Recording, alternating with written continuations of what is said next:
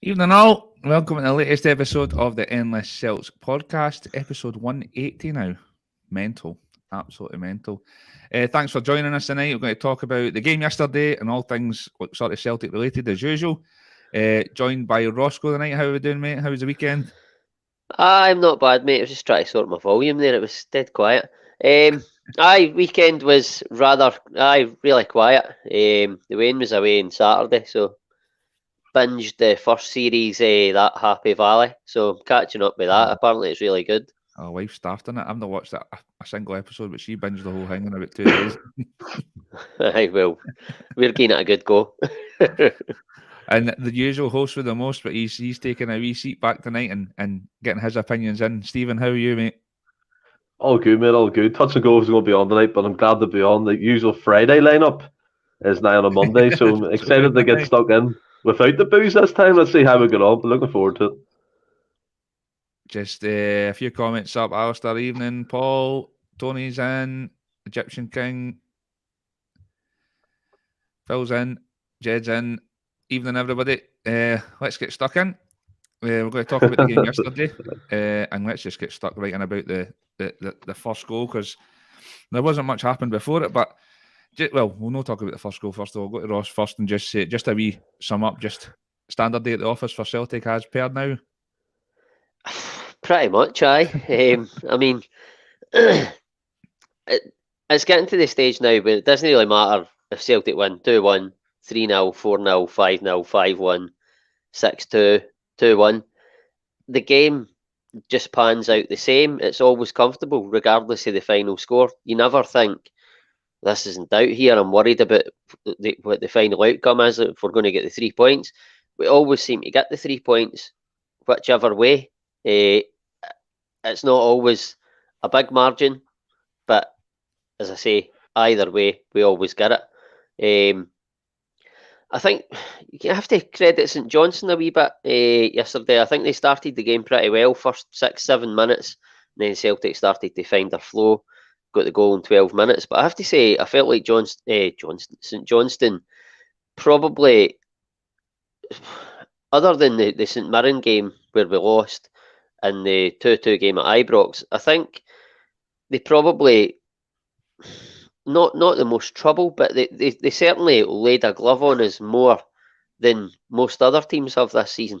And obviously they got their goal, which was a great finish. But they did lay a glove on. Certainly in the first half. Second half, it was much back to normal, where we totally controlled the entire proceedings. But all in all, again, another comfortable afternoon, and it must be absolutely soul destroying if you're Rangers and you're chasing Celtic down and you're playing first almost every week and doing your job. You have to credit them, but getting excited probably as we would have if we were chasing Rangers, getting excited about the possibility of Celtic dropping points and closing that gap. And Celtic just take it away from you early doors all the time, and they don't even look like dropping points now. It must be absolutely demoralising for the chasing team. 100%. Stephen, you agree with that? I think it's a fair point as well. What did you think of the match, first of all? And I've got some friends that are fans of the team across the city, and I think they're all saying the league's over because of that reason. It just doesn't look like we're ever going to slip up. I mean, to be fair, like what Ross said about Sevco across the city, it helps when you have two goalkeepers on the pitch, so it keeps the goals down.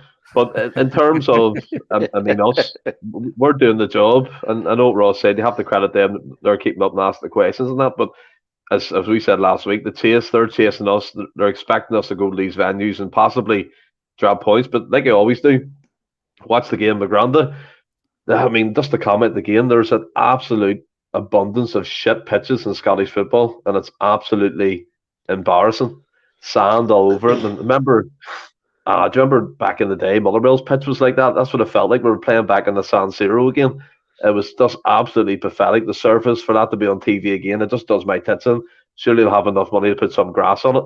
But yeah, the game itself, I mean, to be fair, to credit them, like Ross said, I thought they would have sat back. Callum Davison, he's not really an adventurous manager, but He done the 3-5-2, pinned us up the pitch sometimes. They were getting corners, getting long throw-ins, causing us problems on certain occasions. But Colin Hendry. But yeah, as Ross alluded to the fact, Dre Wright got that. It was a cracking goal, but I think Joe Hart should have saved it. That's for another day. We controlled that before that game. A professional performance. Our professional performance seen us through. We got the 4-1 victory. That's all we needed. We needed to get the points to get out. Whether it's a 1-0 or 2-1, you're happy enough. But 4-1 to me was a great result. Great return on the crap pitch. The players did their best. Postecoglou alluded to the fact that there was still quality play on a difficult surface. And yeah, we always said they should be able to play anywhere, any type of terrain, but that was shocking. But to see the quality shine through was just great. They won 4-1 quite easily, in my opinion, in the end. I think it's a great point. There's a lot of that in the comments about how bad the pitch was as well. And you've just mentioned there, the way that Ange wants to play and the way we play is getting the ball down and slick passing. It's difficult on these pitches, but I thought the guys coped excellent, and they were just blowing teams out the water left, right, and centre at the moment, which is obviously fantastic. We'll get into that as we go through the podcast tonight. But the first goal, Ross, I think it just showed that Kyogo's far more than just a goal scorer, didn't it? Absolutely.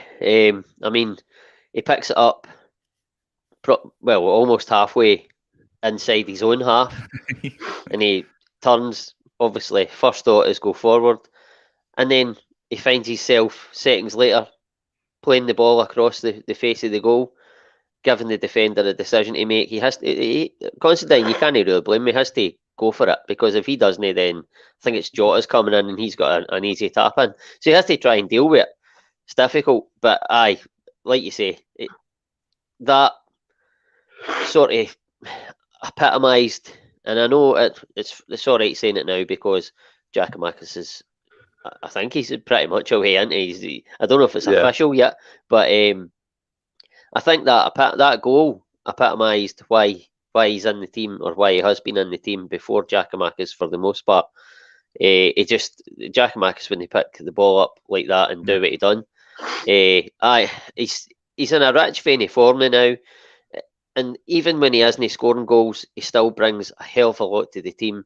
He just makes us tick, along with obviously the likes of Callum McGregor and Aaron Mooy, who we'll probably touch on later. But another excellent performance and a really good goal, and it gets you calm early in the game, because I was feeling quite nervous. I said to you in the chat, I was feeling quite nervous going into it.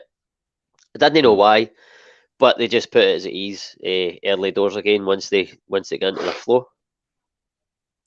Aye, definitely. Stephen, what did you think of Kyogo for the first goal? His desire to, obviously, he, like Ross said, he's halfway in his own half when he plays the ball out wide, but his desire to get in and amongst it, because I think Maeda nearly takes him out on the way through as well. He still keeps going and manages to get round on the wing and get the ball in. It was fantastic, wasn't it? I think we're seeing a different side of Kyogo. I think we're seeing his all-round game come to the play here. I mean, we all kind of give him praise for the runs he makes in behind, but we never really seen the deep runs he makes from midfield position coming back receiving the ball.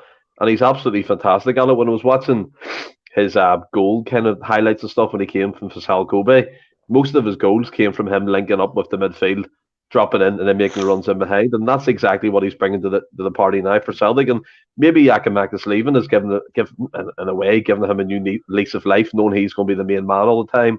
He's going to be relied on, and he needs to provide goals and assists. And to get in the box and to get that ball from midfield, carry on, and then find yourself the right-hand side was absolutely fantastic. And as Ross said, Constantine had two things to do there. Either try and get it out of the pitch, or the pitch was shit and it's going to bobble into the net, and then the secondary option there came into play for him. But yeah, it was all about Kyogo's desire, his enthusiasm for the game, and what I loved as well, like, he never stopped running, he never stopped moving, he never stopped making space, and I love him dropping deep. I think he adds so much to his game when he drops deep, because he's very technical. He can play 1-2s in the round, quick 1-2s, fire it away, take players on. We've seen that in the goal he scored the previous week against Livingston, just hanging to the left and scoring to the bottom right-hand corner. I think he's added new levels to his game, and Postecoglou always says it. There's more to come from Kyogo, and it's frightening. The wee lad when he's on form is fantastic. And Willie, you said an awful lot. You did say that he's not the most clinical finisher, and I agree with you. but I think we're starting to see like clinical City KyoGOAL, and it's absolutely fantastic. We sure are, mate. Aye, we'll go into that as well for his goal. But it's interesting you said that about him coming deep.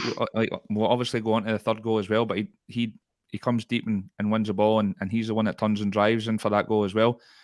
I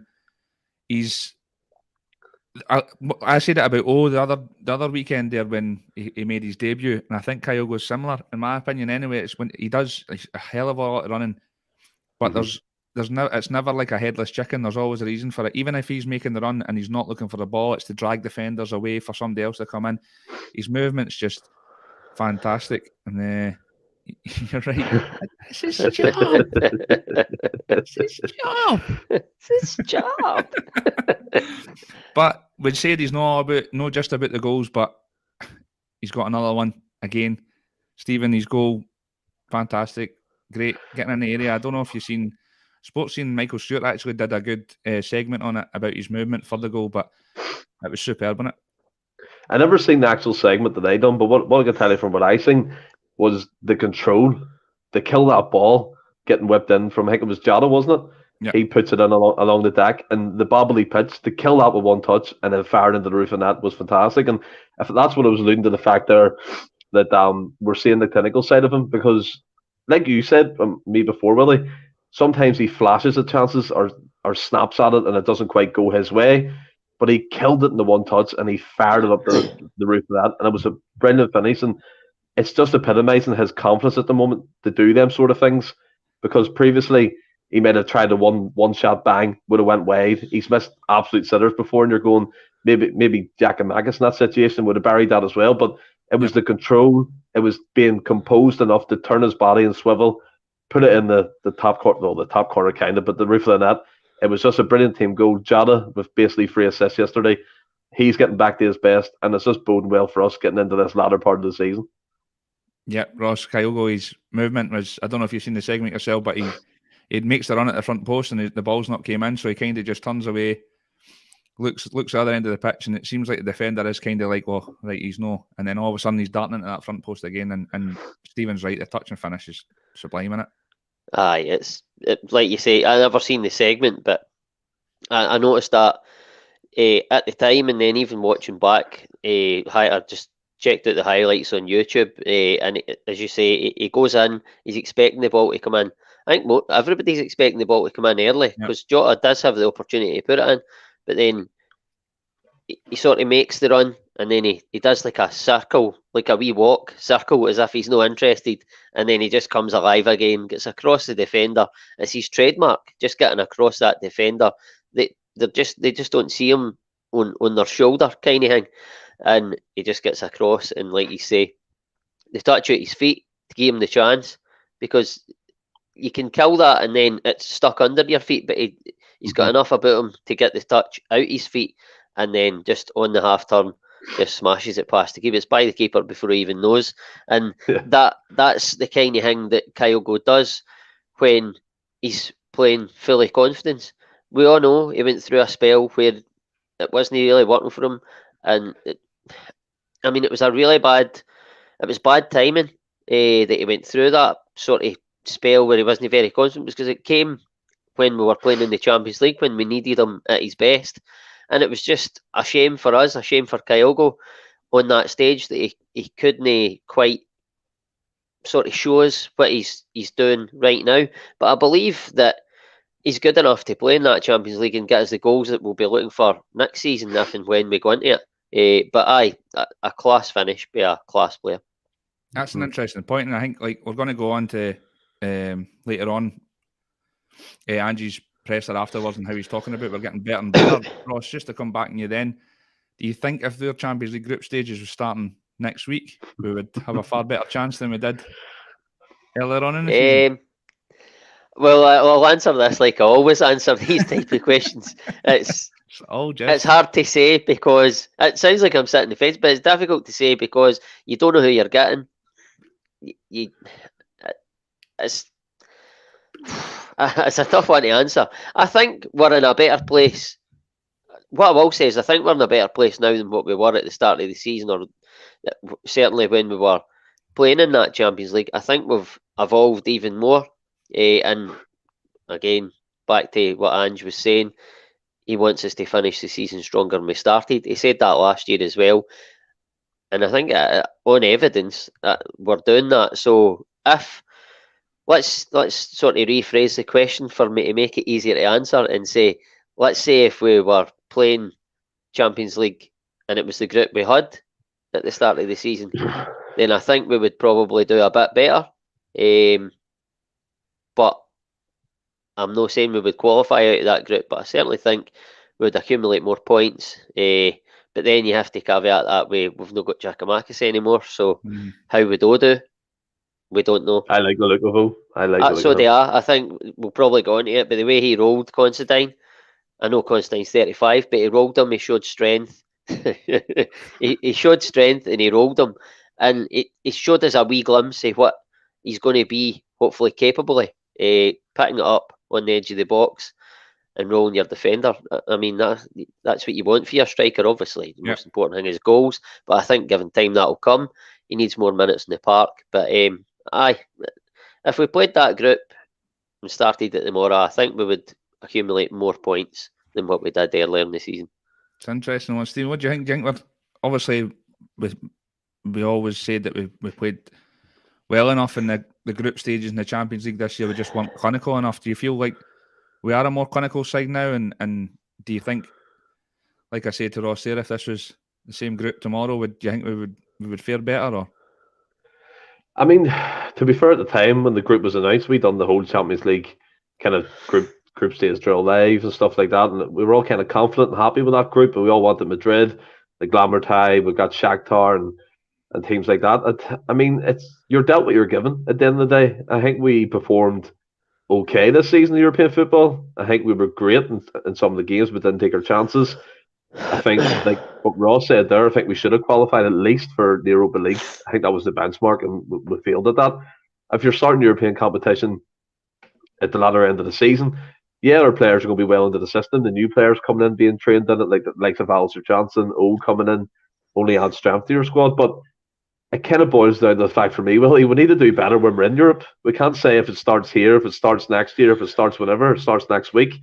We need to be better prepared to get into it. And we all thought, I mean, we can't deny it, with the group that we had a chance to qualify for at least one European competition after Christmas. That didn't happen. It wasn't good enough. And for me, next season, the Champions League, we need to really up our game. And I think the Kyogo, if he shows this clinical form and continues this upward trend that he's shown, the likes of Jada and players like that, it bodes well, because I think we lacked the clinical edge, Willie. We spoke about it, Ross as well, numerous occasions. We lacked the cutting edge up top. And maybe that was a mixture of GG playing and Kyogo not getting the full whack or full games, whatever. But we need to do better. We can't be saying if it starts now, if it starts whenever. When it happens, we need to be there, we need to show up, we need to get points, and ultimately we need to do better in European football.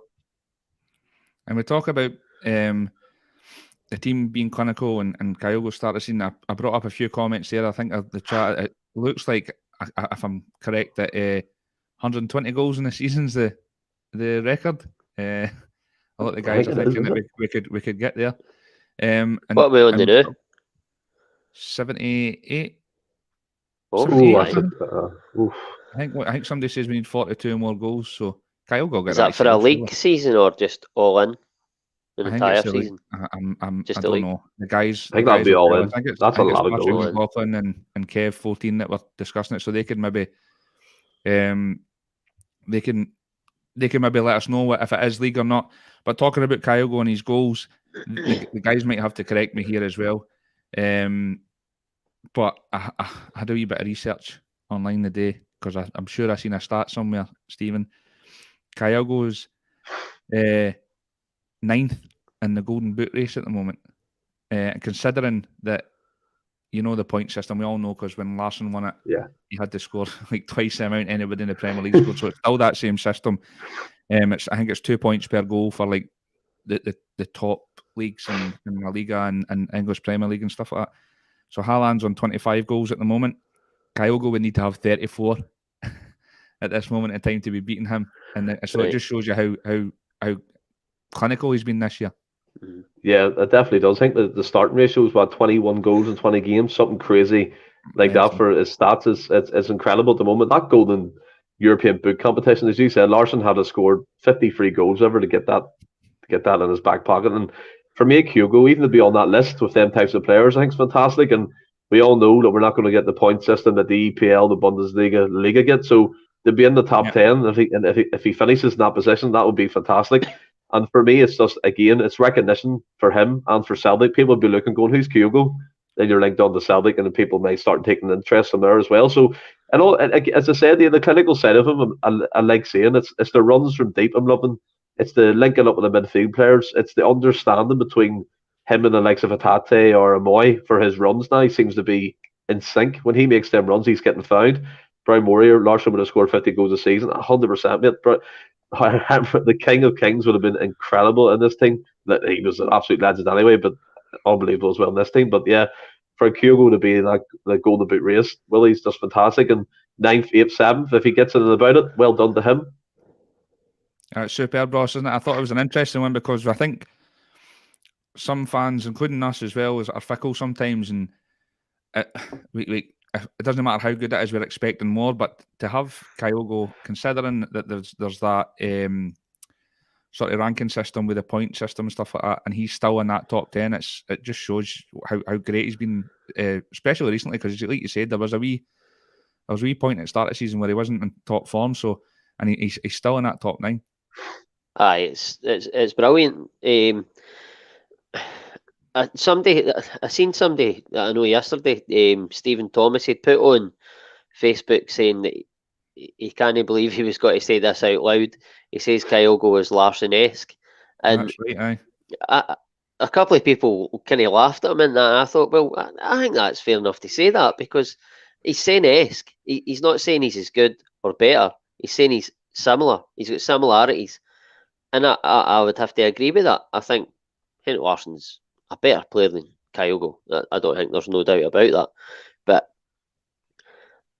I would have to say that probably Kyogo works harder than Larsson, and Larsson worked hard. Don't get me wrong. I think Kyogo probably works harder. I think he's probably faster. Is he a better finisher than Larsson?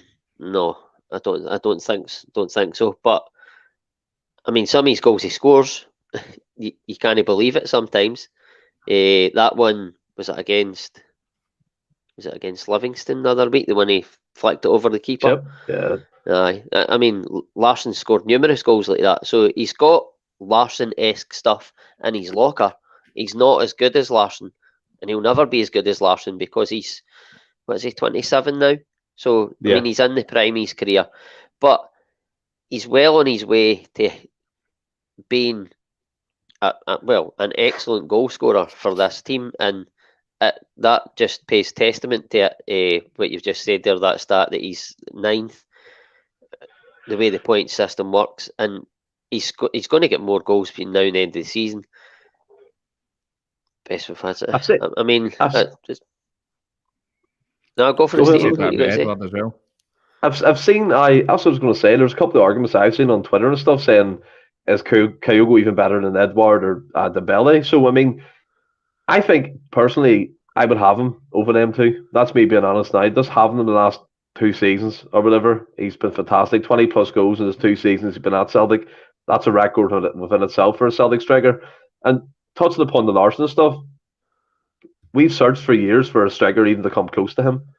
Even of his coattails or whatever, we've had absolute shocking players come through that door trying to replace the King of Kings. And no one's saying that he's anywhere near him, but I do agree with the similarities in terms of link-up play, his movements, his kind of touches of the ball, not getting involved much, which I've noticed as well. Kyogo's a player who very rarely gets involved with all the build-up play, but he's dropping more deeper now, so it's interesting to see that. But Larsson was kind of the same. He would disappear for 80 minutes of a game and pop up with a double. And that's what you get with Kyogo sometimes. He's just an important player to have in our team. And while we have him, and 27, 28, he's in the prime of his career. And I know Russell came in there saying he joined at the same time as the same age as Larsson. So there's growth within Kyogo. We all know the system in Japanese football. They don't really play professional football till they're like 22, 23 because of university and coming through that type of system. So might not be his prime. He might have another level, like Postecoglou said. But while we have him, he's an absolutely fantastic player. I think we all have to agree on that. definitely. Stubbsy, no, I'm converting my garage into a wee pub. But I can see the similarities. You're right. No, I think he's a bang on. I think the goal, especially yesterday, was most definitely Larsson-esque. Where he's come in and taken that touch and swiveled and put it away. So, I can definitely see the similarities. But let's move on to the next goal. And like at this point, you're thinking we've got the foothold in the game. We're free flowing. We're flying again. We're just going to go and take it. But then, unfortunately, St Johnstone nipped one back. And I think this is interesting because in our group chat, there was a wee bit of debate about this. And Ross, I'll come to you first. What do you think? Do you think Hart should do better? Or do you think it's just a wonderful strike? Well, first of all, I think Hatate, Postecoglou said in his post-match he was a bit disappointed when we gave the ball away. I can understand that because the area we gave it away, but I think it was difficult for Hatate. He picks it up with his back to like the opposition goal, if you like. And the two St Johnstone players are on him pretty quick. He tries to do a wee kind of pirouette, doesn't really come off. He's not really got many options, but they lose it, and then it goes into the St Johnstone player who scored. And for me, I think sometimes you just have to hold your hands up and say, listen, that was a really good strike. I think I get it wasn't like perfectly in the corner, but the pace it was on the ball, he hit it so early. I think it took everybody. He hit it so early. I think everybody in the stadium, everybody watching at home, it surprised us, let alone Hart. And I think the ball was by Hart before. I just think sometimes you can't just blame the keeper for every goal or the defence. Sometimes you just have to hold your hands up and say that was a really good strike, and that was a really good strike that I didn't think Hart had much of a chance with it, to be perfectly honest with you. Interesting. Stephen, what did you think? I think you've already what did you think about Hatate as well? Because I thought it was interesting that the gaffer said that after the game, because that was my first thought. And I don't know if it's maybe in reference to like he doesn't like one player holding on to the ball for too long. I know it wasn't massively long, but he likes to get it popped about. So what did you think about that? I mean, as Ross said, the area of the pitch we kind of lost in. Hatate, the right hand side in our half, and Dre Wright takes it. I think it's one pass to him. He cuts in, and it's like an arrowed strike. I get the whole point. There's pace and power behind it, but it's not dipping. It's not bending. It's going straight. Dip. See, I don't. It goes straight. And maybe coming to the end of the strike, it's probably going like this, maybe, but it's not going like fucking swerving like a Nakamura strike against Sevco. But I looked at it, the replay. Obviously, I think when Dre Wright hits it, it's a wonderful strike. To be fair to him, he caught it clean, he caught it quick, and there was power on it. But for Joe Hart goes with a forearm. Don't understand that at all. Like if you go with the two hands for that one, and you get it away from your penalty box, you pull it out for a corner kick. It was. Anthony said it here in the comments. It was a goalkeeper error, in my opinion. And I've said it before, and I don't think it's bad saying it. Joe Hart's one of the players we're going to upgrade in the summer. I really do believe. And I think Postecoglou's alluded to the fact he's already spoke to some of these players about their contracts and seeing where their head's at, seeing they still match the ambition. I have no doubt Joe Hart matches anyone's ambition. He seems like a confident lad. But for them types of mistakes, it can't be doing that. It was a straightforward save. It was a straightforward save. In the bottom right-hand corner, in the bottom left corner, it wasn't like it was a fucking, do you know what I mean? It was there for him to get. He didn't do it. He wasn't quick enough in his movement. That, for me, is the signs of a goalkeeper maybe slowing down a bit. And we've all seen it in European football. He's making mistakes, and he has these head rushes where he kicks the ball to their opposition player. No doubt in his qualities for Celtic. He's been fantastic for us while he's here, but I think it's an upgrade we can certainly make. I think calling that a goalkeeper error is absolutely scandalous.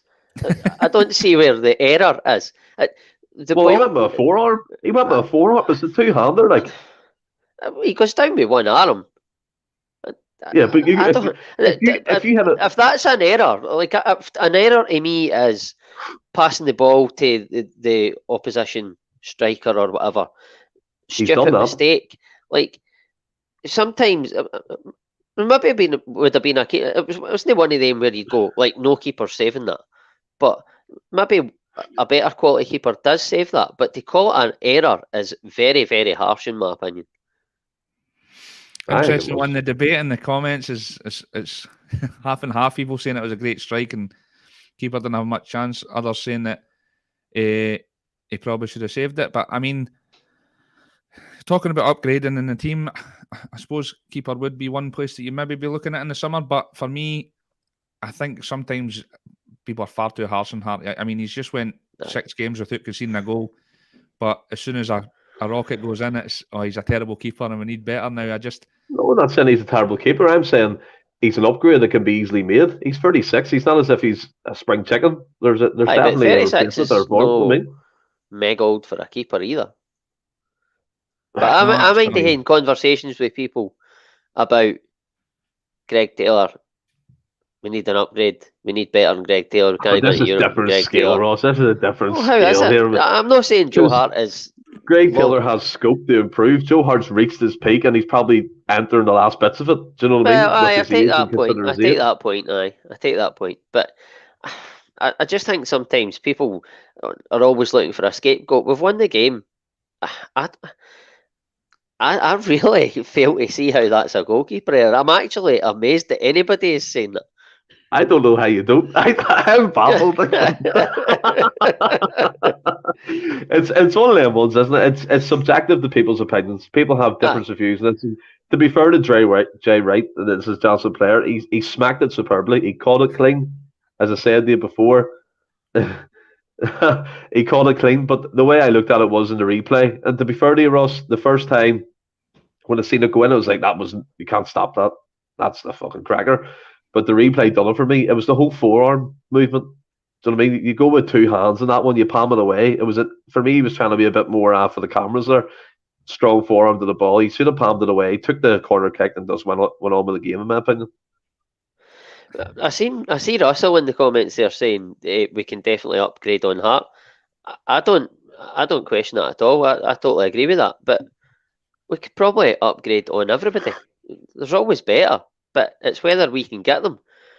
I mean, a keeper of Joe Hart's experience, I don't think you can buy that. Okay, he is in the latter part of his career. But, I mean, obviously, Postecoglou will have his scouting network and he's maybe got his eye on the keeper. But off the top of my head, at the moment, obviously I've not got the wealthy knowledge of the guys that are working for him, but I can't think of anybody that Celtic could get at the minute that would do a better job than what Joe Hart's doing. I think we've tried. Of course, you can't think of it because we don't know much European goalkeepers, but I'm pretty sure there's a goalie out there you could pick up for 2 or 3 million euros, whatever it is. They've brought in Siegrist to challenge him. That's no harming. Yeah. He's not good enough. No, I agree. They brought in Barkas after obviously losing out on Forster and Gordon went away. That was a disaster. The keepers who are underneath them, Bain, no good enough. I just think they've tried a couple of times to get a keeper in. Joe Hart has worked, and he's built up a really good understanding with that central pairing at the back. I don't know. For me, it's as the grass. Everybody thinks the grass is green on the other side, sort of thing. I don't know. If you can get better, obviously, let's go for it. But I don't know. I just think people want to pick faults in Joe Hart all the time. He's made far more mistakes this season than he did his first season. I think we can all agree on that. He's definitely made more horrendous mistakes than he did in his first season. And I don't want this. He kicks the balls to the opposition players and they score goals from it. Like, do you know what I mean? It's like the concentration thing. In the European game, he done it once, right? So you're saying he kicks the ball to? He's done it. You're saying it is plural. He's done it a few times, but it hasn't ended up in the goal the other times. But what I'm saying is, he's not the greatest, and I think we can all agree on that. Like, he's 36, coming to the end of his career. You're saying you don't know who to replace him. That's fair enough. But with Celtic Scout Network at the minute, I'd be pretty confident they would know who's next in the door. Well, you say that, but they brought in Siegrist to challenge him for that number 1 spot. It was free. It was for backup. It wasn't to challenge him. Don't know. Well, you've been asking him to challenge him all season. Why, if you sign somebody for a free, it doesn't mean they shouldn't be challenging in the first team. Well, I mean, if you look at Ben Foster signs for every other top club in England to sit third or fourth choice in the bench, is to fill a gap. It's to fill the gap because you have no second choice goalkeeper. That's Just all it because was. it's a free. Well, you're not going to. Let's be fair here, right? Seagrass is a great keeper. Seagrass is coming in and going, I'll just sit on the bench. Can I be asked try to challenge him? Well, that's be what he's better done. Myself. That's what he's done. But he's obviously tried to challenge him for the number one spot, but isn't good enough? Well, of course you're going to train hard to make an impression, but I don't think Seagrass is going there with the inkling that he's going to get into the fucking number one spot over Hart. That's not happening. That wasn't how that contract was negotiated, I don't think. I agree with Ross. I just think people like to pick faults. So I think we're flying in now. He's just had 6 clean sheets in a row. Now it's like we need to upgrade the keeper. Yeah. 100%. Great run from the defence and Joe Hart, to be fair.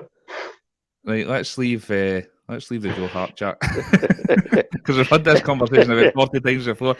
Let's go on to more positive. Love you, Ross. And love you too, Stephen. This is going to be a good one. I'm glad Bhoys is in the chat as well, actually, because Mr. Aaron Mooy for a masterclass again. 2 contriving opinions when he first came in for the 2 contributors today. Do you think it was fair, Stephen? Well, you will think it's fair. Oh fuck! Thank you. I'll ask Ross this one now because I know what you're. Do you think it was fair when he first came in, when he was first starting, that there was a lot of opinions saying that he was like slow and a bit lackluster and stuff like that? Do you think that since he's been away to the World Cup, came back, got minutes under his belt, he's kind of getting match fitness again, and he's kind of hit the ground running for there? Do you think it was fair to say that he was a bit slow and lackluster then, and he's got the minutes? He's looking the player that we hoped he would be? Because I know a lot of people weren't happy with him coming in. Well, I don't think Aaron Mooy is ever going to be rapid. It's not his game. He doesn't need to be rapid because he reads the game so well. That's not his game. He doesn't have to be rapid to be effective. When he first came in, he wasn't match fit. I think that was fair to say. We could all see it, but he was coming in. He was coming into games as a sub, and he was helping us see games out. He was keeping the ball. He keeps the ball better than anybody else in the team. He very rarely gives it away, and I was aware of that before he came in. I remember watching him at Huddersfield. He was the reason that Huddersfield stayed in the Premier League the first season they went up. He got them big goals, and he played in the role that he's playing now for Celtic. Obviously, when he first came in at Celtic, they tried to play him a bit deeper, and it didn't work, I have to say. And even was a wee second where I was like, maybe I was talking shit, maybe he has done, because he hadn't played a lot of football before he came to us. But like you say, Wally, he's came in, he started. It was sort of like when he first came in. The first half of the season was like his pre-season, where he was getting up to speed. Aye. Then he had the World Cup, and he played a run of games in quick succession. Got his fitness up. I think the World Cup was the best thing for him, and we are now reaping the rewards of that, if you like, or reaping the benefits of that. And I think now he's shown the player that I thought he could be for us. When he was linked to us, I've said it previously, when he was linked to us the summer before, people were like, oh no, he Aaron Mooy or whatever. And I felt he could come in and add to the team. I have to say though, if he'd came in that summer, I don't know whether it would have quite worked out, because we still had Rogic at the time. Right. But I think obviously Rogic he's left in the summer. I think that Postecoglou has always wanted Mooy over Rogic, and I think Rogic's a fabulous player, and he's more elegant than Aaron Mooy, but he doesn't keep the ball like Aaron Mooy does. He doesn't keep it moving all the time the way Postecoglou wants it. And don't be wrong, Rogic was brilliant last season for us, but the way we play, the ball's moving all the time. Rogic's a carrier of the ball, and that's great. It was proven last season that it's great, but Postecoglou, I think it was Stephen that said earlier on there, the ball wants to be popped off all the time, and that's what Aaron Mooy does. And he's now adding goals to his game as well, and I think he's been an absolutely brilliant signing. Like I said, he wasn't quite up to speed, but he was still keeping the ball. But now he's bringing his all-round game to the team, and we are benefiting no end for it. See, to come back as well, what you're saying, spot on. But see, like when you said he first came in and he was getting the 20 minutes and kind of playing that number 6. When Celtic announced the signing, did you see? Is that where you saw him playing at the time, or did you always think he could be a number 10 or a number 8 even? Well, when he played at Huddersfield, like I said, he played further up the park in the sort of role he's playing now. I wasn't sure. I thought he would maybe come in as a number 8, just due to his age. I thought maybe he's like what Brown did, because Brown was a bit, well, certainly more dynamic than Aaron Mooy when he was younger. But I felt maybe with his age, he would maybe be coming in to drop back and just, like I say, what he was doing in his early stint, where he was keeping a hold of the ball, and I thought he would come in and sort of dictate games just with his passing. He does that, but I think he has shown that he's more effective in that more advanced role. I don't think he's an out and out number 10, which is weird. But no, I know what you mean. I would say O'Reilly's more of a number 10, but somehow Aaron Mooy finds himself in positions where he can get goals. Even before he's obviously got a few goals under his belt now, but before he'd got that first goal, he was potting up in areas that he's potting up now, but he's now taking the chances. Yep. Whereas before, there was a couple of, and I think myself, what's happened? He usually used to be really good at finishing. Excuse me, when I watched him at Huddersfield. But he's now taking the chances and showing. He's obviously a bit older, but he's shown in the last probably month or so, month to 6 weeks, what he showed at Huddersfield, and that's the player that I expected him to be. He's been superb since they moved in that number 10, and I was pleased when he first came in, but I always thought he was a number 6. I don't know why I had that thinking. I just thought that's where he was, because he's good with the ball, he's a great passer, and he can take it in and pop it off, like we've said. But since he's been put in this number 10, he's been fantastic, Stephen. And just to come back on Ross, do you think that's your thinking, that when he first came in, his fitness wasn't quite there, and he wasn't getting the game time, and that's why he's looking slow and lacklustre, or do you still think he's slow? Well, I mean, to be fair, like you said, you know what I'm going to say here, but again, I was very critical of Mooy when he first came to Celtic. I think everyone in the comments knows it, especially Alistair Jack. He's called me out already. But the way I look at it is, I think Mooy, in his awkward interviews that he does, by the way, who hates being in front of the camera speaking, he kind of alluded to the fact that the reason why he's fit in so well at the moment is getting the run of games. And I think that was the main issue behind the whole kind of form in the first start of the season. But the way I look at it, when he first came in, it didn't get me excited. It didn't really get me anything. There was just emotionless, to be fair. I thought it was just one of these signings again to fill a bit on the squad. And then I look at him and coming on, playing at 20 minutes, and definitely no chance, Patrick. Coming on the last 20 minutes and stuff like that. He didn't really make an impact. The game was passing him by, and it just looked like he was done in a sense. And it was a bit strange, but because before he came to Celtic, he was playing.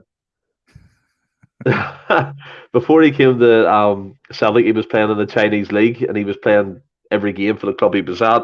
Mm-hmm. He was ever present for Australia, and I think it was a Gold Cup or something like that. So he should have had fitness behind it. But when he first came, it just didn't kind of work out. And I had steak pie earlier from a dinner, Willie, but it might as well have been humble pie, because I've been absolutely humbled by Aaron Mooy, to be fair. Outstanding. Thanks very much, guys. I worked on that all day. No joke. But after this World Cup, he's come in, and I watched O'Reilly play. I think it was the last game, wasn't it, against Livingston? He started, and there was a difference in O'Reilly. And O'Reilly, as I said in that podcast, he just seems to be a bit dejected within himself. But it's strange as well, because he's still the top assister in the Scottish League in terms of assists and secondary assists. He just needs that goal to kick on. But when Mooy started that game at McDermott Park, there was just a calmness about the play. It was effortless sometimes, the one-touch passing. And I mean, Brian Warrior, I think, said it, a free pass is always going to be quicker than your fastest player. And Mooy can play that like that. So if you're playing through Maeda, you're playing through Kyogo, them slick balls, then poof, 100%, like every day of the week, get that in your team. But I still have my reservations about Mooy. He hasn't completely won me over. Like I know what I said, he's slow in labour. I still believe that. I still think he looks really slow. I still think he can't turn. But when he faces the play, he's excellent at the minute.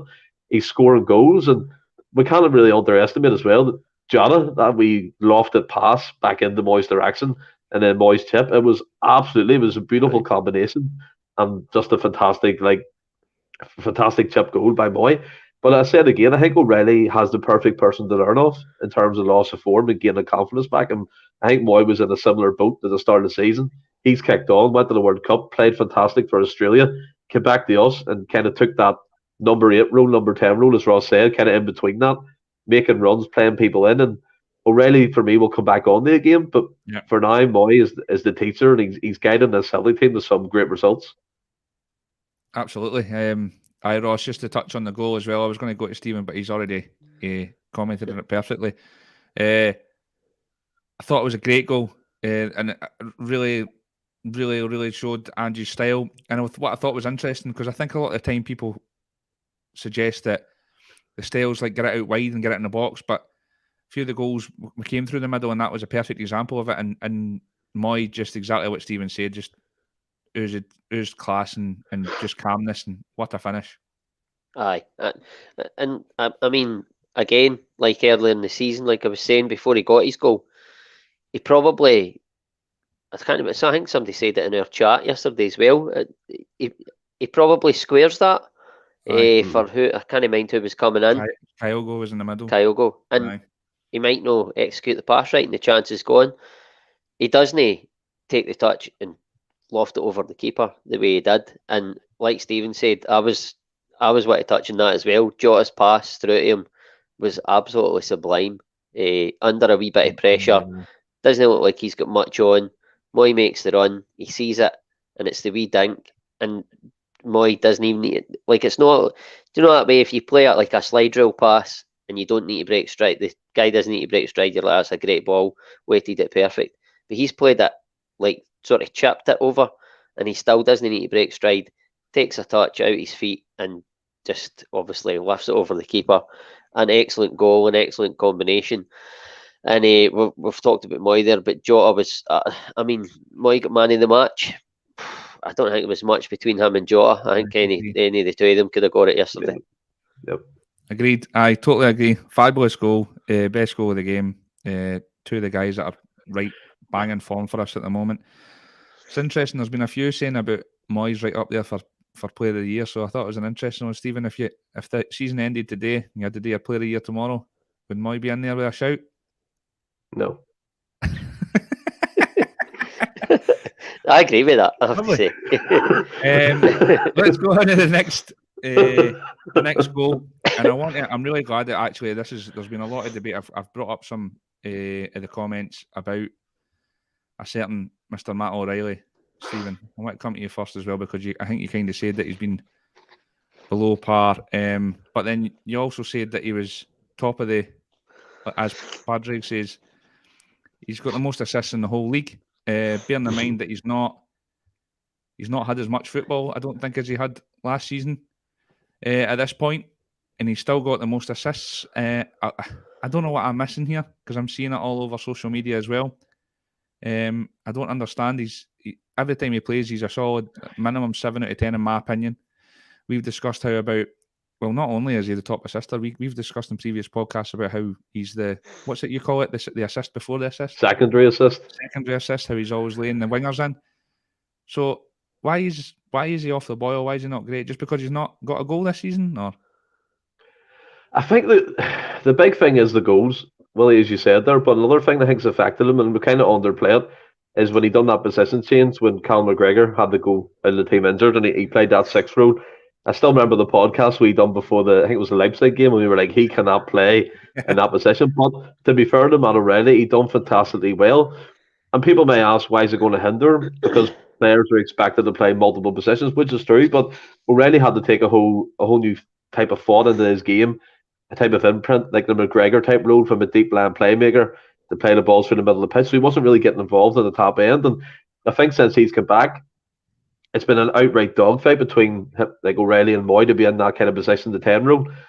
And at the moment, Mooy's kind of leading that. I mean, what was Mooy? I think it's 4 goals in 4 games, and I think it's like 5 assists as well. So he's been on fire, and we can't really deny that. But already for me, as you said, it's strange because he is top of every like assist chart you can print or you can look at online, and it just looks like he's just a wee bit doubting himself a wee bit when he gets in the box.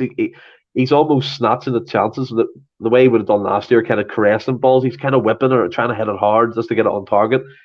But I think once he gets that goal again, he'll be flying, and that's all he's missing from his game. And you seen it when he came off against Livingston. He was so dejected. I said it in the previous podcast. He just looks so fed up. Not angry that he's coming off, but angry at the fact that he hasn't scored or he hasn't, do you know what I mean, done that. And I just think, I look at him and I'm thinking, you just need to get your confidence back. You just need to get that mojo back, because the ball he played for KyoGOAL in that game was absolutely sublime when KyoGOAL got his goal. And I mean, Robert, you, to be fair, you could say that he has a power. I think has a power puff shot there. And that's what I'm saying. He usually caresses the football into the bottom right or left corners or in the top bags. But yeah, it's madness. Already it's just a conundrum. But again, it's the squad depth, Philly. If you can call O'Reilly off the bench to replace Mooy, you're not complaining. Or vice versa. You're happy enough with that. And every time O'Reilly starts, I'm loving that as well, because as you said, he's a 7 out of 10 every week. He gets involved. He breaks up play. He can play that pass, and all he needs, like Mooy done, was that goal. I think Ross made a great point. If Mooy was in that position earlier in the season, he probably would have squared that ball for a runner, but he chipped it over the goalkeeper. And once O'Reilly gets that wee bit of confidence back again in himself, I think he'll be flying. What do you think, Ross? Do you think this? I don't want to say criticism, but I mean, we got involved in a social media a bit of debate about it this morning. I'll touch on Abada as well, because he's been getting a bit of stick as well. But do you think it's fair that O'Reilly's been getting a bit of stick, considering if you look at the stats when we talk about assists, he's well clear. He's got more assists than Jota and Mooy and all the rest of them. Do you think it's fair that he's been getting the criticism he's been getting recently? I don't know. I don't think it's fair when they say it's unfair, if you know what I mean. I think, like you've said, I think he's when he plays, when he starts, he brings a lot to the team. He's probably not quite hitting. He's probably just that slightly not quite hitting the heights that he did when he first came in the second half of last season. In terms of his all-round play, but his all-round play is still very good. I think he's a victim of Aaron Mooy's for him for the return for the World Cup. I think that's making him, or it's making people think that he's playing worse than what he is.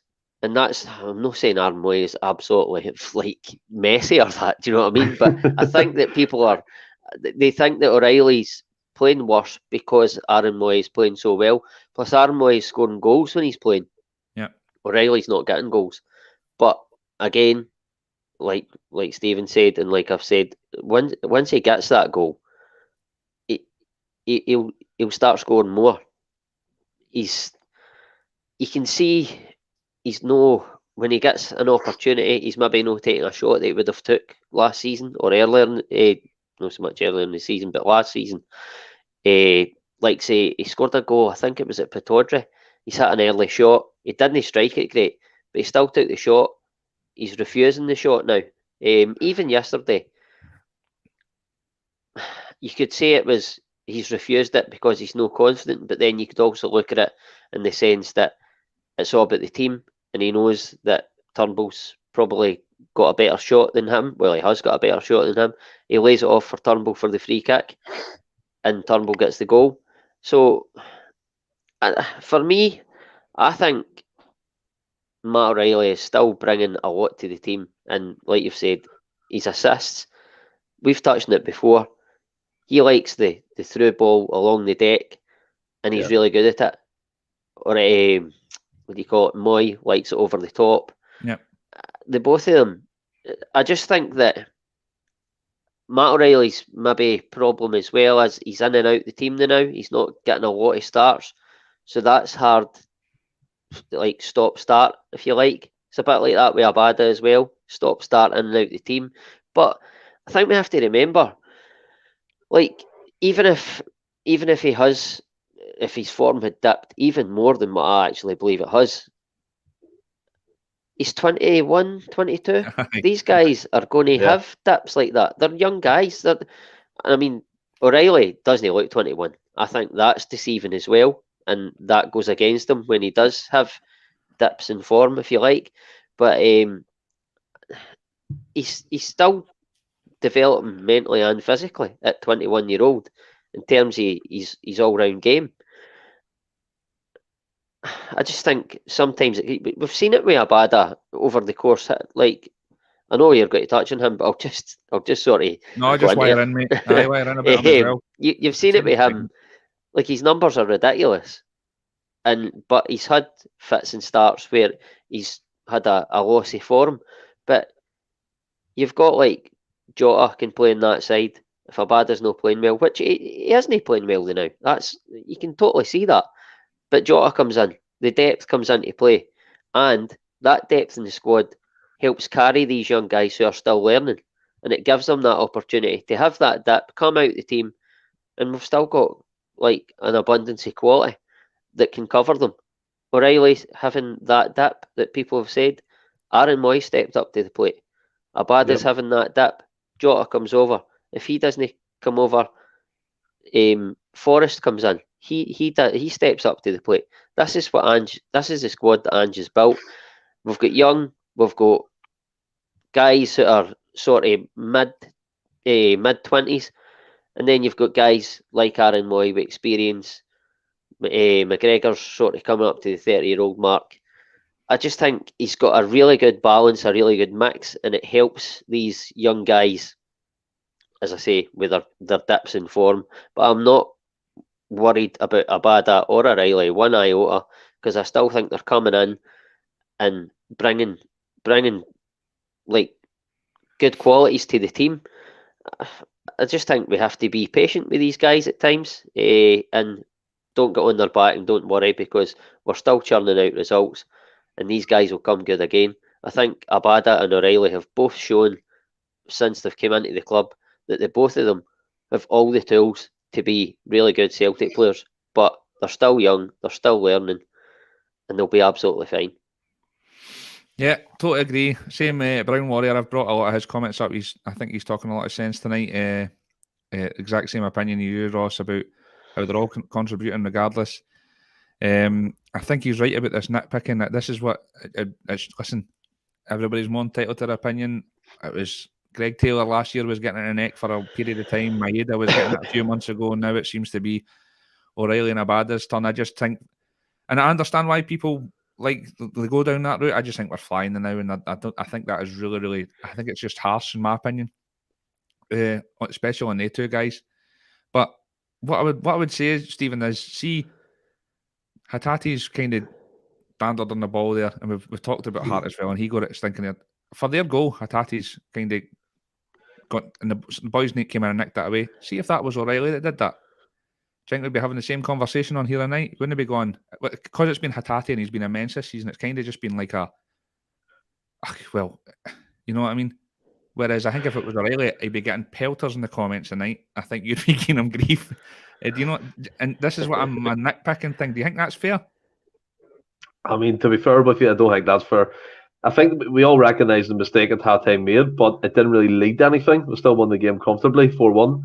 It'd be different if it was at 2-1, we were winning 90th minute. If Tate makes that mistake, of course I would come on here and go for him for a shortcut.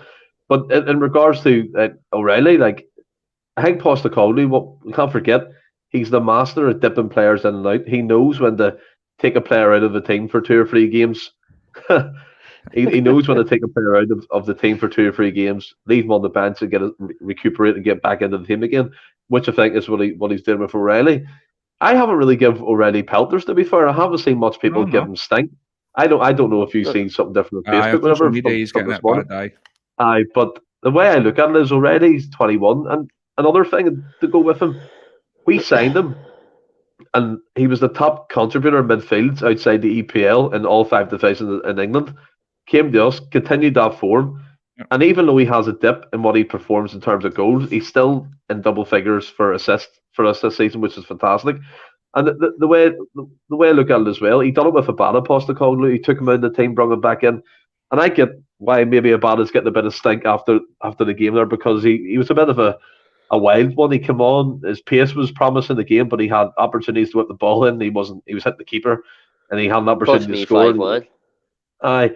So yeah, you can see maybe why he's getting a bit of grief, but the same with Abada. They're 21-22. They're going to grow into it again. They're going to come back full, and we're going to be sitting here 3 or 4 weeks saying, Jesus, Abada scored a double. He's absolutely on fire. So exactly. again, it's one thing. I'm guilty of it. I'm the most guilty fan probably out there. I will criticize a player after one bad game, no problem. But also, equally, I will praise a player after a good game. And if it's, I'll eat my humble pie like a dumb Mooy, so it doesn't really bother me in that sense. But yeah, O'Reilly and Abada have no concerns with them going forward. They add a lot to our squad, and so may I continue. He also said Hatate's mistake didn't matter because we won 4-1, but you went through Hart earlier and said that we should be getting better, but fair enough. But he should have saved it. I'm not going back into that again. You're fucking let's go on to the final. It's his job. Let's go on to the fourth goal. Well, we've just been discussing it there with O'Reilly's assist and stuff like. But I know there's been a lot of clamour on here and in the comments, especially about how some of his play reminds him of Viduka. Well, that turn on the defender was Viduka-esque. I know we're using the esque a lot tonight, but it was very Viduka-esque, wasn't it? And much different to Kyogo or even Giacomakis, I think. Aye, I mean, you don't see Kyogo doing that too often. Giacomakis, he didn't tend to roll a defender. He held it in, laid it off, spun, went for the return kind of thing. So he's different in that sense, but he's shown in that sort of action that he's going to be. Well, I think we'd seen it previously anyway, but he's shown in that action that he's going to be that more physical presence, the strength to take that in. Constantine's, he's not a wee guy. I know he's 35 now, but to take it in and spin him like that showed that he's got strength. He can be that big, powerful guy, but he's also got enough elegance about him to spin, enough speed to spin him and get in behind. And I don't think there was a great deal in it. I know Constantine pulls him back. It's absolutely a foul. It's absolutely a red card. He probably could have. He maybe could have got away from him if he just stayed on his feet. But your natural instinct as a striker, when you feel yourself getting tugged or that, is to go down and get your team a free kick. He maybe even thought it was in the box because it was quite close. I'll maybe get a penalty here. I'll maybe get to hit it. But it was a great bit of play. And then the goal itself, obviously I touched on it. It was a well-worked free kick. I didn't even think Turnbull was involved in it. He was sort of hovering, and then he just peeled away. And it was O'Reilly and I think it was McGregor. And I thought, O'Reilly was holding the ball. He's going to hit this. He puts the ball down. And I'm thinking, he's wanting to get his goal. It's 3-1. We're comfortable. It's the last minute. He'll have a dig. And then he just... Really, it was a lovely wee layoff because it's a disguised one, but he still gets it perfect. I didn't even know if Turnbull was aware he was going to play it to him, but he just strikes it as Turnbull does. Absolutely beautiful. Arrows it right into the corner, and it just seals a lovely victory and performance. Interesting that they never done rock paper scissors for it like the St Johnstone. That was brilliant. But Ross, just before I go and ask Stephen the same thing, Turnbull. He's getting 20 minutes, half an hour a game, and it seems like every time he comes on, he's putting the ball in the back of the net. And it shows you how brilliant this team is at the moment. He can't get a sniff. I mean, he can't do much more when he's coming on and showing, can he? In terms of goals, he can't. But you can't argue with these sort of numbers, these goals to minutes ratio, if you like. But in terms of the collective as a team, I think if Turnbull played for the start and he was more of a mainstay in that midfield three, I think it would take away a wee bit for the way we play because he's got a better strike than any of the three or any of the four in front of him in terms of McGregor, Hatate, O'Reilly and Mooy. He's got a better strike, as undoubt. There's no doubt about that. Mm-hmm. But you didn't just get into that midfield three because you've got a good shot. No. You need other qualities, and Turnbull has got other qualities. He's got all the qualities that they guys have got. He can bring all that to the game, but I just think he's that level slightly below the players that are in front of him. And fair enough. It's no slant on him, but he can't do much more, like you say. But I just think that the reason he's not in the team is because he's not as good as any of the guys. That's fair. Maybe his engine as well. But Stephen, what do you think? First of all, just a similar question. What did you think about O's turn? I thought it was magic. I don't think there's anybody else in our team that kind of could have done that up top. Yeah. Turnbull's goal, and I'd like to hear about you, Turnbull, as well. Do you think he's pushing for a starting berth, or are you similar to Ross? I mean, starting with O, for the contribution he's made coming off the bench for like three games in a row, he's been great. And that turn he done on Constantine just left him in the muck, like. And then, as Ross said, the only option Constantine had was to take him down and get that red card. But O looks like a different option altogether than GG already. I think there's some attributes in terms of strength, but I think O has speed, he has fucking skill, technique. He was linking the play, he was dropping deep like Kyogo done, and he has that burst of speed over 10 or 15 yards, which is great to see. So I'm excited to see more from him. I hope he maybe starts the game this weekend. But in regards to Turnbull, his goals, 3 or 4 goals since the turn of the year, coming on as a sub. But I think he started 1 game since the turn of the year as well. But I think, like Ross, for me, he's a level below what we have for like speed, like a Tate, explosive type of thing, like Mooy. You got Cal McGregor, the thinker, the passer, the playmaker. And Turnbull, he's a good squad player to have. Well, I don't think he's going to be more than that under Postecoglou. If he was, I mean, he's scoring goals. He would have got the chance by now.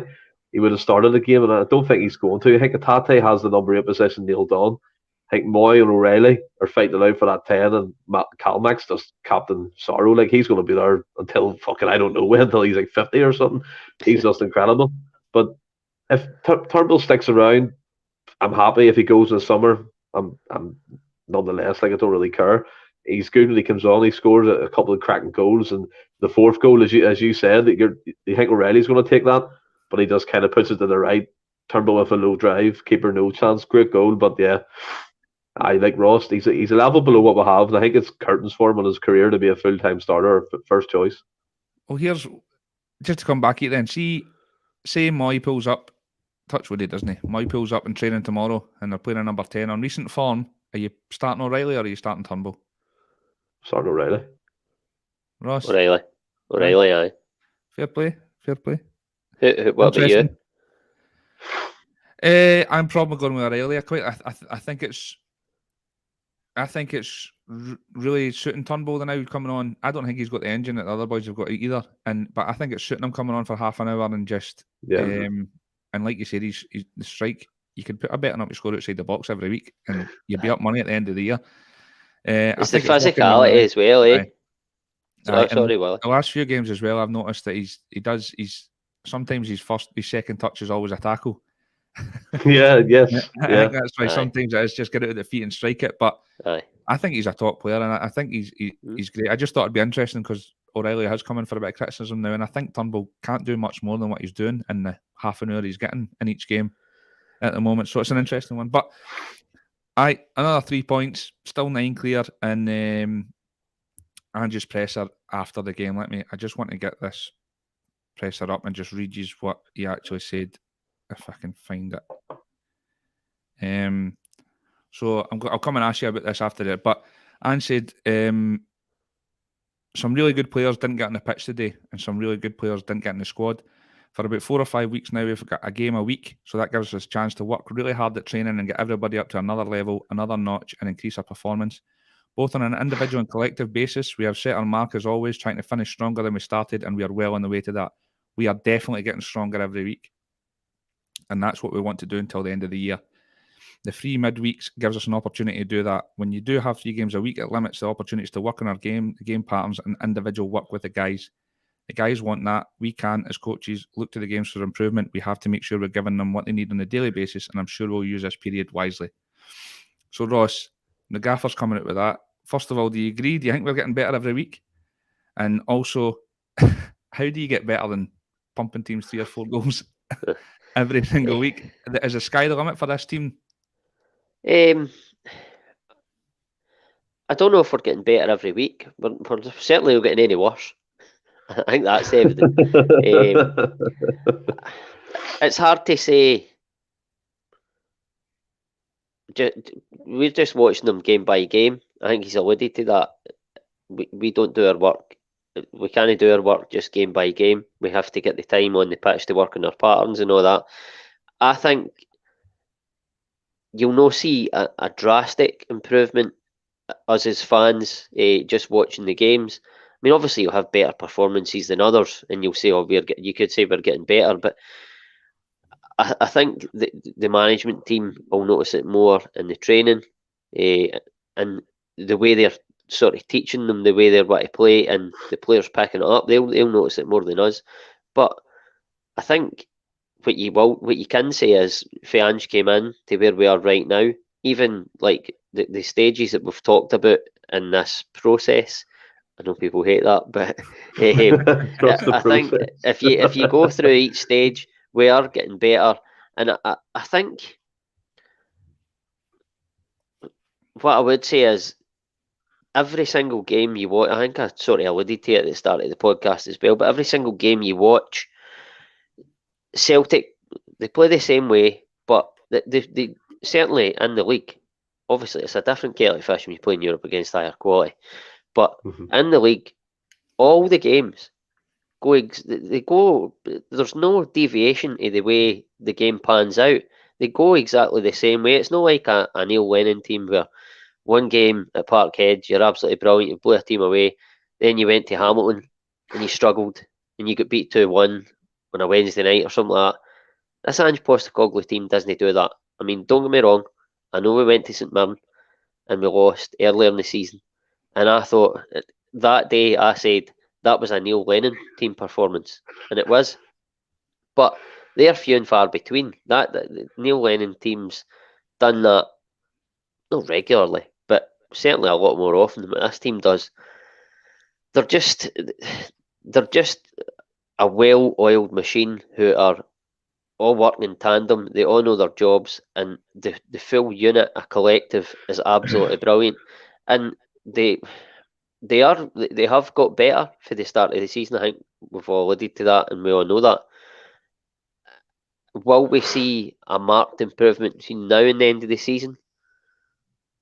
I'm not sure, but if we do, God help every single team that come up in front of us, because they'll get absolutely rinsed. They'll get rinsed. Stephen, what do you think about Ange's comments? And I mean, the team are just absolutely relentless. I've never known a team to be 4-0 up and still as relentless, trying to get more goals. Do you think it's just a scary thought, the fact that the gaffer thinks we're still going to get better and better and better?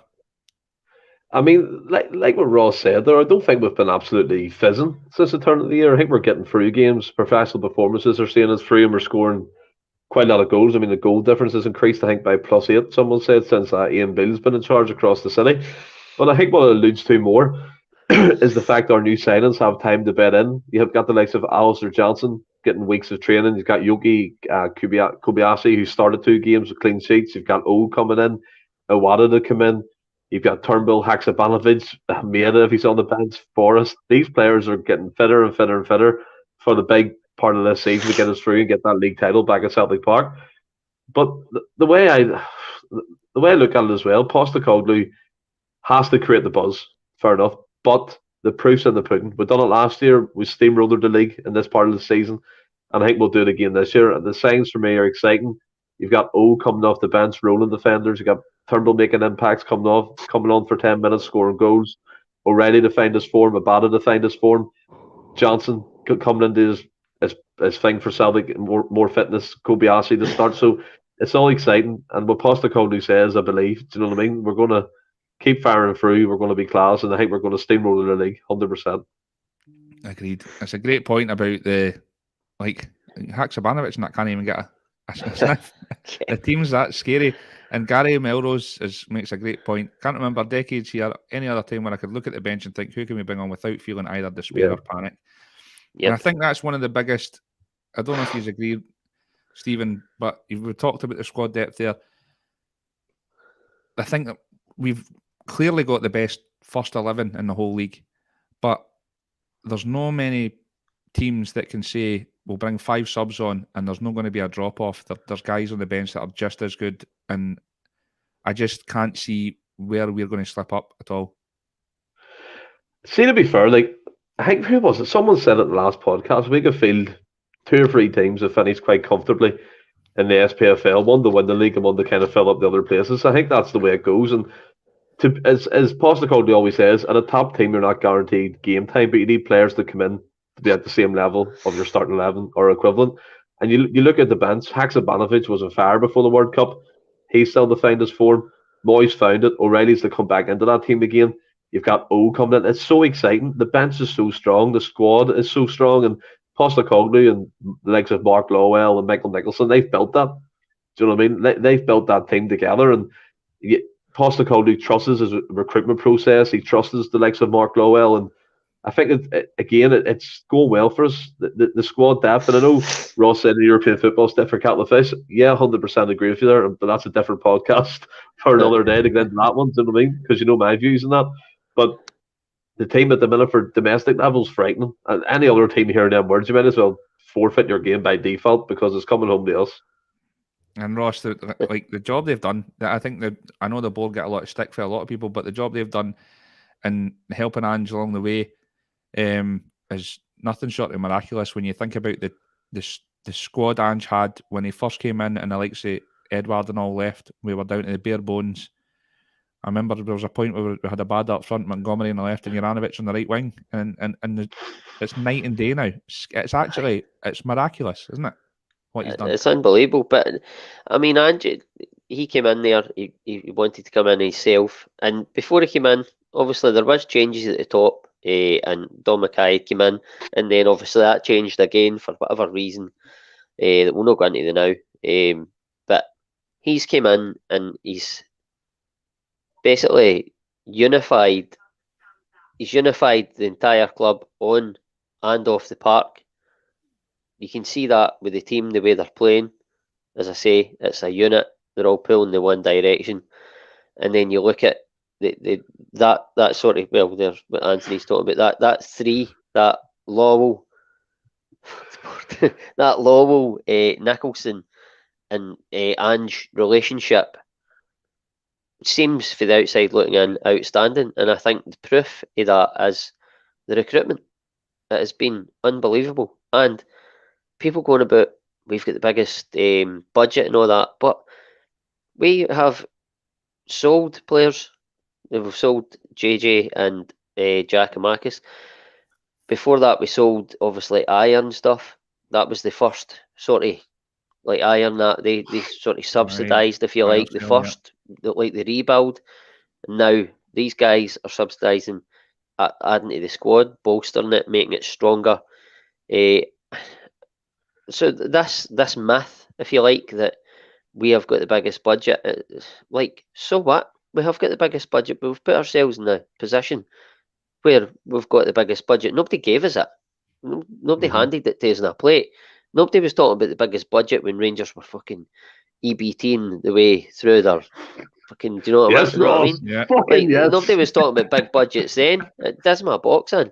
But to go back to the main point, Postecoglou, lol, the whole club, he has unified an entire club on his own. What a guy. I adore him. There he's there. Hi, Ange.